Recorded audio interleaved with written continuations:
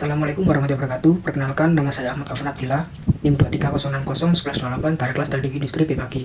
Di sini saya akan mempresentasikan tahapan screening dan scoring studi kasus artikel pengembangan produk lampu meja belajar dengan metode KANU dan Quality Function Development atau QFD.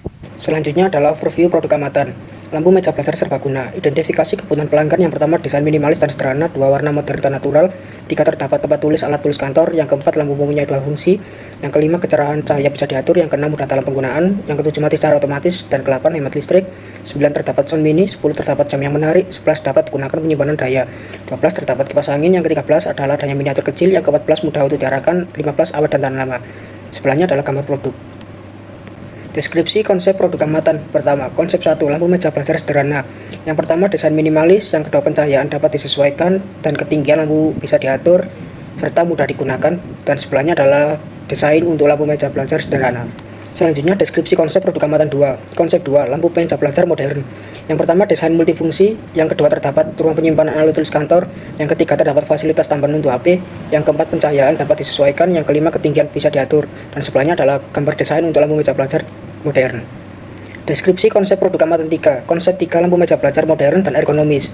Yang pertama, desain modern dan ergonomis. Terdapat ruang penyimpanan alat tulis kantor, terdapat fasilitas tambahan untuk HP, kecerahan cahaya bisa diatur, ketinggian lampu bisa diatur, terdapat jam yang menarik, lampu memiliki 2 fungsi, dan hemat daya, warna modern dan natural. Berikut adalah gambar desain lampu meja belajar modern dan ergonomis. Deskripsi konsep produk amatan 4. Konsep 4, lampu meja belajar multifungsi. Yang pertama, desain modern dan ergonomis. Terdapat ruang penyimpanan alat tulis kantor, terdapat fasilitas tambahan untuk HP, kecerahan cahaya bisa diatur, ketinggian lampu bisa diatur, terdapat jam yang menarik, lampu memiliki 2 fungsi, hemat daya dan warna modern dan natural, terdapat kipas angin dan mudah untuk diarahkan. Berikut adalah gambar desain untuk lampu meja belajar dan lampu meja belajar multifungsi. Deskripsi konsep produk amatan 5. Konsep 5, lampu meja belajar serbaguna. Yang pertama, ada tambahnya dengan sound mini dan dapat digunakan sebagai penyimpanan daya, terdapat kipas angin, juga adanya miniatur kecil, mudah untuk diarahkan, awet dan tahan lama. Berikut adalah desain untuk lampu meja belajar serbaguna. Selanjutnya, tahapan screening 1, menyiapkan matriks seleksi. Berikut adalah tabel matriks seleksi. Yang pertama, ada selection kriteria yang terdiri dari 5 konsep A, B, C, dan E. Konsep yang pertama A, lampu meja belajar sederhana. Konsep B, lampu meja belajar modern. Konsep C, lampu meja belajar ergonomis. Dan konsep D, lampu meja belajar multifungsi. Dan yang E, lampu meja belajar serbaguna. Selanjutnya, tahapan screening 2, penilaian konsep. Dari tabel ini kita harus mengisi dengan negatif, 0, sama plus untuk dimasukkan ke dalam konsep. Selanjutnya, tahapan screening 3, mengurutkan konsep. Dari tabel ini kita menjumlahkan semua dari konsep tersebut. Di sini konsep A net skornya 14, konsep B net skornya 8, konsep C net skornya 6, konsep D net skornya 6, konsep E net skornya 0. Untuk ranknya, konsep A 1, konsep B 2, konsep C 3, konsep D 3, konsep E 4. Selanjutnya, tahapan screening 4, mengkombinasikan dan memperbaiki konsep. Dari tahapan screening terdapat bawah. Yang pertama, konsep A, diperlukan perbaikan atau pengembangan untuk menjadikan sebuah barang yang banyak fungsinya. Yang nomor 2, konsep B, tidak perlu perbaikan karena lampu ini sudah dikembangkan ke lampu yang modern, hanya saja perlu penambahan. Yang nomor 3, konsep C, konsep ini perlu digabungkan dengan konsep B karena kedua konsep ini saling berkaitan untuk dikombinasikan keberlanjutan perkembangan selanjutnya. Yang nomor 4, konsep D, konsep ini hanya memerlukan tambahan dan kebutuhan sehingga konsep B, C, dan D akan dikombinasikan untuk menghasilkan sebuah perkembangan lagi dalam lampu meja belajar. Yang kelima, konsep E, konsep ini adalah konsep custom yang dimana menyatukan konsep A, B, C, D, dan E untuk menghasilkan sebuah lampu meja belajar yang serbaguna. Selanjutnya, tahapan screening 5, memilih satu atau lebih konsep. Memilih dari satu konsep kombinasi A dengan konsep B dan konsep C serta konsep D dan konsep E. Alasannya, konsep A sebagai dasar untuk awal pengembangan, konsep B dari segi desain lebih simpel dan tidak terlalu lebar di meja belajar.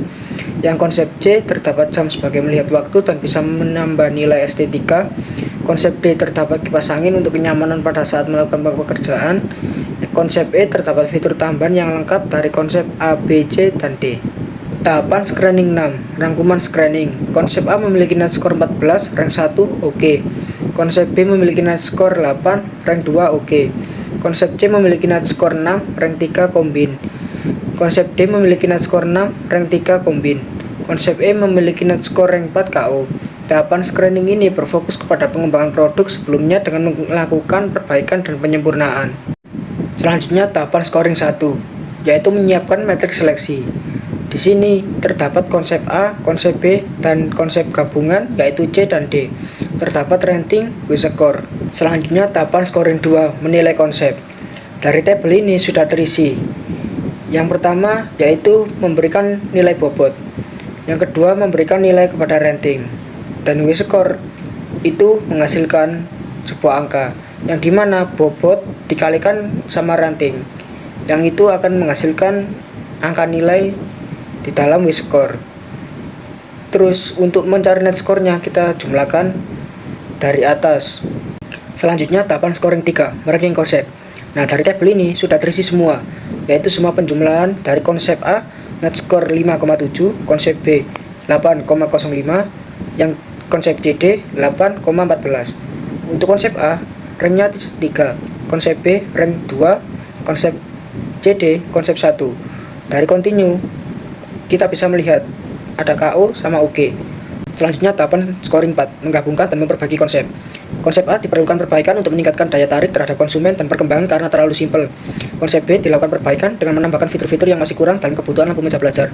Konsep CD tidak perlu perbaikan, hanya saja menambah yang masih kurang dan perlu adaptasi dengan fitur tambahan yang baru. Tahapan scoring 5, memilih satu atau lebih konsep. Konsep A sebagai bahan dasar yang akan digunakan untuk melakukan perbaikan. Konsep B tidak perlu perbaikan, hanya perlu menambah untuk kenyamanan. Konsep CD adalah hasil yang baik karena di tabel memiliki net score yang tinggi. Tahapan scoring 6, rangkuman tahap scoring. Konsep A memiliki net score paling rendah dengan angka 5,7, rank 3 KO karena untuk tahap awal sebagai perencanaan dan pengembangan produk. Sedangkan konsep B memiliki nilai yang cukup tinggi dibandingkan konsep A dengan nilai net score 8,05, rank 2 KO. Tahap ini masih proses dalam pengembangan untuk menyesuaikan kebutuhan konsumen. Selanjutnya konsep CD memiliki nilai net score yang paling tinggi dengan angka 8,14, rank 1 OK. Konsep ini adalah tahapan yang paling akhir, memiliki nilai yang tinggi karena sesuai dengan kriteria seleksi.